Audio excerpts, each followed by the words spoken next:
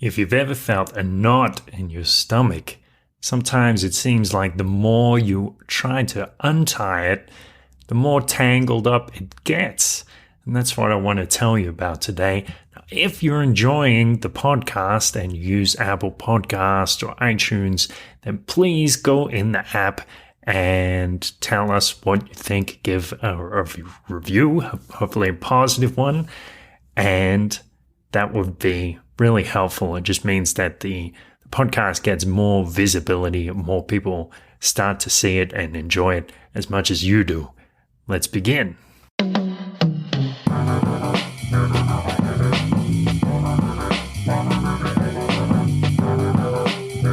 This is a beautiful thought. Welcome, travelers, mystics, seekers, and adventurers. Welcome, beautiful thinkers. I wanted to talk to you about having a knot in your stomach. So, I'd like to say that a large part of being happy is actually learning how to be unhappy, because there are a lot of states which classify as unhappiness, and at least in the beginning of your journey, maybe you only have a limited idea of what happiness is, and maybe that's very confined. So perhaps a lot of the time you will be unhappy, at least in some sense. I was thinking about this situation, something that happened to me a while back, where there was this woman who I really liked, and when it got time for us to meet, she ended up telling me that she was seeing someone else. And I was like, oh, well, kind of wish you told me that earlier. And this particular situation, I was quite uncomfortable about it, and I had that knot in my stomach, which stayed with me for quite a while, well, maybe a few days. And the thing about it is, I didn't really know what to do with it.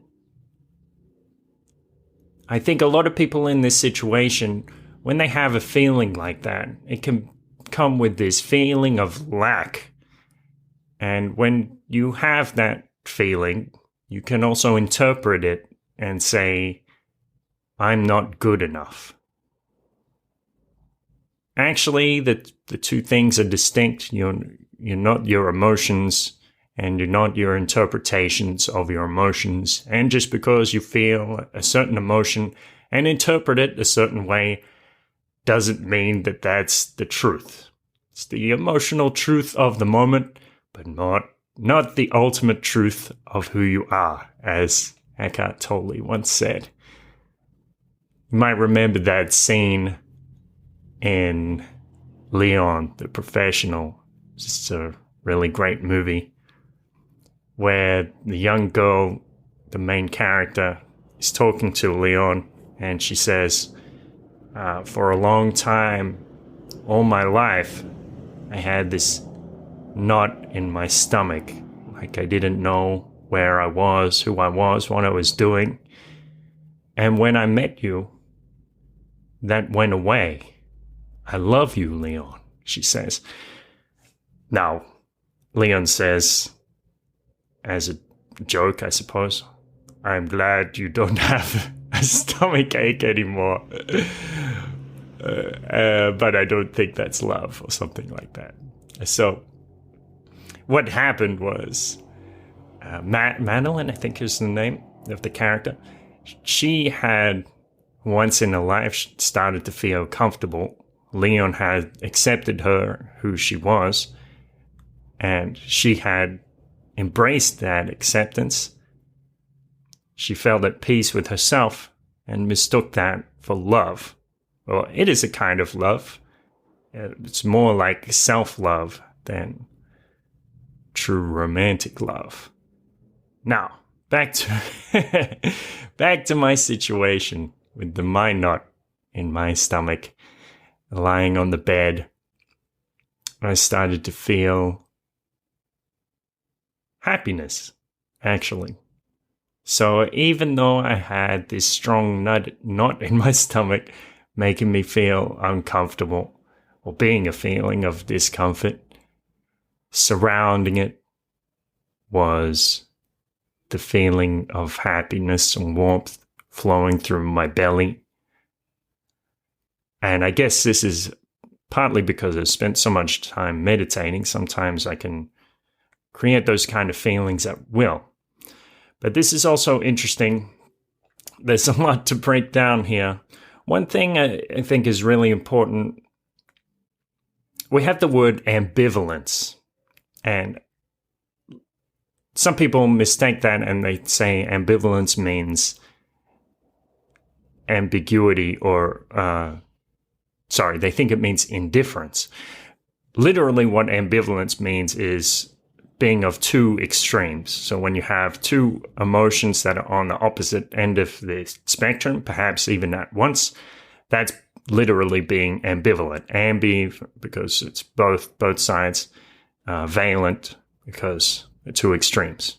So being of two extremes, ambivalent.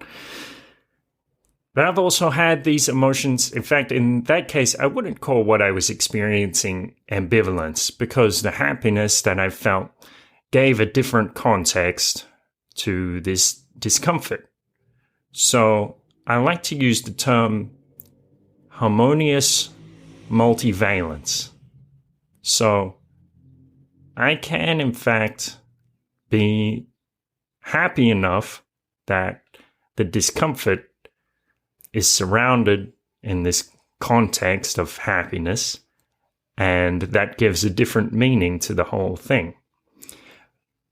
This is also a mental thing, because like what I was talking about the interpretations, if you're mentally happy, or that is you're mentally positive, or you like to interpret things in using correct thinking, then the discomfort won't bother you so much, because normally it's not actually our emotions that bother us, it's our interpretation of our emotions.